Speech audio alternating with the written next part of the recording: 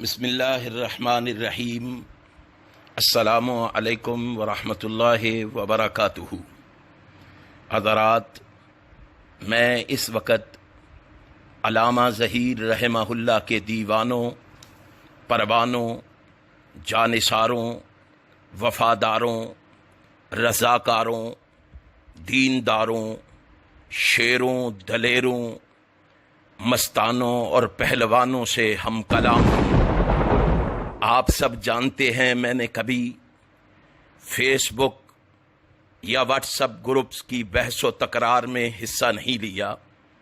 لیکن آج مجبور ہو گیا ہوں کیونکہ کل سے سوشل میڈیا پر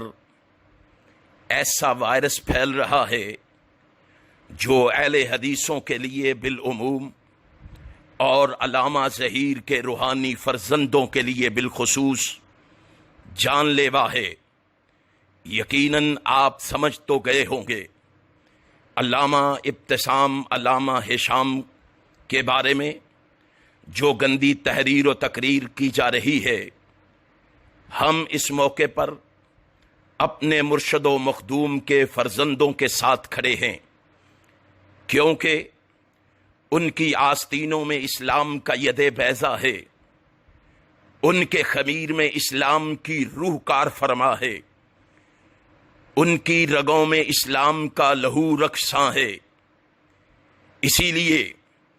وہ کلمۃ اللہ ہی العلیٰ کا علم لے کر، وہ ان الحکم الا للہ کا عزم لے کر، وہ ترکت فیکم امرین کا پیمانہ لے کر، وہ کونوا ربانیین کا آوازہ لے کر،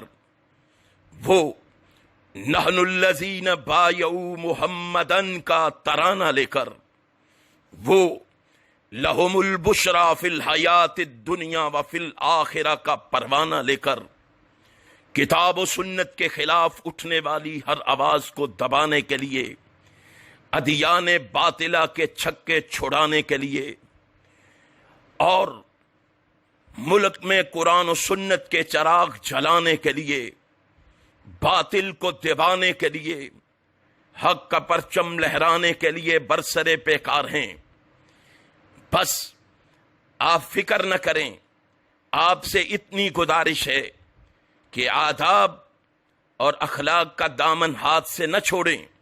میں آپ سے وعدہ کرتا ہوں انشاءاللہ مرکزی جمعیت اہل حدیث عالمی اس وائرس کی ایسی ویکسین تیار کرے گی جس سے دشمنان ظہیر ہمیشہ کے لیے دفن ہو جائیں گے اور ہر طرف فکر ظہیر کا بول بالا ہو جائے گا۔ آپ سے صرف اتنی گزارش ہے کہ ذرہ ذرہ نہ رہو چٹان بن جاؤ، قطرہ قطرہ نہ بہو آب رواں بن جاؤ، ایک ہو سب کی زبان، ایک ہو انداز کلام، جس کی تردید نہ ہو ایسا بیان بن جاؤ۔ اللہ مجھے اور آپ کو صحیح معنوں میں فکر ظہیر کو عام کرنے اور اس کا بول بالا کرنے کی توفیق عطا فرمائے۔ میرا اور آپ کا